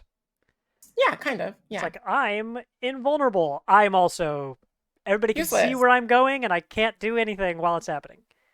Well, you can't really see where you're going as Nyx. Like, you don't leave any trail, you don't leave any sound. You are just undetectable, period. That's nice. That's spooky. But you can't do anything as well. Yeah. So it's Good. It's kind of neat. It's balanced in that way, I think. But then you have people who their passives are like they take less damage or no damage from a certain thing. Like Ranger, the default character, like, FPS the dude. His is that he takes less damage from rockets. So he can actually rocket jump more often than other people. That's cool. Because he has, he doesn't take as much damage, which means he gets more health that he can then use to like, rocket jump. So yeah, the way that you play changes. I mean, it's Quake at its core, obviously, but the way that you play changes how you, like from who you pick. So yeah, lots of really interesting champions. There's one who's like this Irish dude, and of course, I'm all about him. His name is Ison, and he's got a turret. So, Torbjorn player, but you can't repair the turret, and it does like scan, like not scan, but like point enemies out with like a laser or whatever and shoot at them, but it can't be repaired and it's destroyed easily. So, there's balance in that as well. There's just I just love the game. I picked it up like on a whim. I was just like, you know what, I want something new, and for some reason it like showed up on my library wish list or something. So I must have something similar to the game in there. So it was just like games we think you'll like, Quake Champions, and boy, would they write about that. Yeah, I like that it's all mobility, like you said, and not a full kit of hero abilities with an ultimate, like a lot of games have. Which I like it. I sure like those games. But it's nice that this sets that apart, and that trailer does a good job of showing all of that. There are some guest characters in the game as well. So Doomslayer from Doom, he's in that as a playable character. His passive is Silent Protagonist. Lol. So he doesn't make any, like, he still makes footsteps, but he doesn't make any like quips or voice calls or barks, as they're called in the voice acting industry. So you'll never hear anything from him except for like pain grunts. That's his passive, though. That's his passive. Well, because in a game like Quake, arena shooters, like, sound plays such an important role. So each pickup in the game has its own unique sound. So you can tell who's using what by like nearby by what they pick up, or if they're recovering health. Like, everything is so unique. And so sound is really important, because then you'll hear someone say one of their quips or whatever, like they're using a move and they're like, "You won't catch me now," or whatever. You'll be like, "Oh, they're over there." You don't get that from Doomslayer. So that's actually really important. That's cool. I love that he's just like the Michael Myers of the fucking game. Yeah. And then BJ Blazkowicz, I think, from Wolfenstein. Yeah. He is in there as well, and his active is dual wielding, so he can dual wield pistols and whatnot. Yes. Cool. Or whatever weapon he's carrying. So pretty cool. It's fun. Do you think Yeah, Shaggy's gonna end up in that game? I don't know if they can wheel it. Warner Brothers is really working hard on multiverses to try to get everyone they can in there. So, I mean, I wouldn't be surprised if there'd be some kind of tie-in with Shaggy because, that whole Ultra Instinct Shaggy thing is kind of taking over the internet, and I wouldn't be surprised if somehow, they Right. find a way. He'd be like the first properly flying character somehow. Yeah, free on Steam. I'm not sure what other platforms it's on, but I know for sure it's on Steam. If y'all want to try it out. Oh wow, Yeah. that trailer we just watched is from 2016. Yeah, it's an older game. Yeah, it's pretty old. It's like 2016, 2015, somewhere around there. Nice. But like I said, it just showed up on my play on my what we think you'd like. So, but I mean, I also had to play it for some other reasons too, and you'll find out about that tomorrow. It could be anything. Well, excellent. Well, great. Then that will wrap up the podcast portion of our show. Let me get the prompter in front of me. All right. This has been the podcast portion of the show. We're going to follow this up with a whole bunch of demos from Steam's Next Fest. If you want to find those, for those of you listening to us live, we appreciate you and stick around. But anybody listening to this in the future, you can find us on Twitch and YouTube at Party Invite Show. You can find the VODs. I think they go up, Carlos, on Monday-ish. The podcast itself, yes, the podcasts come up on Mondays. And then follow us on all that good stuff for notifications when the video goes live of the full playthrough. A couple weeks ago, we watched Chris play Greedfall. Last week, we played the art game Behind the Frame. That was a good time.